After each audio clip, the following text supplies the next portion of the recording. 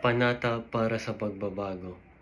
Sa ngalan ng ating bansa at ng bawat Pilipino, ako'y nanindigan para sa pagbabago. Naninindigan ako na ang bawat hakbang, maliit man o malaki, ay may ambag sa ating kolektibong layunin na makamit ang mas maliwanag na kinabukasan. Ako'y nangangako na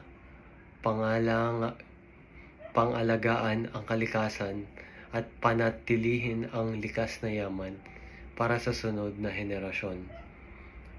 Isulong ang edukasyon at kaalaman bilang susi sa pag-unlad ng ating bayan. Magpakita ng malasakit at pagkakaisa sa aking kapwa Pilipino, lalo na sa oras ng pangangailangan. Magsikap at gumawa ng tama, maging sa maliit na bagay upang maging inspirasyon sa iba.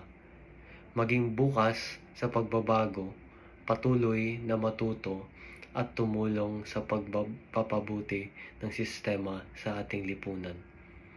Panata ko rin na hindi ako magiging bahagi ng katiwalian at anumang gawaing makakapinsala sa ating bayan. Isusulong ko ang katurungan at pagkakapantay-pantay para sa lahat. Ipaglalaban ang karapatan ng bawat isa, anuman ang estado sa buhay, kasarian o paniniwala.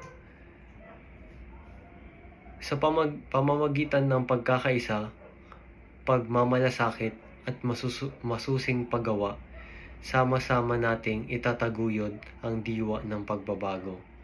Panata ko ito bilang Pilipino, para sa bayan, para sa kinabukasan.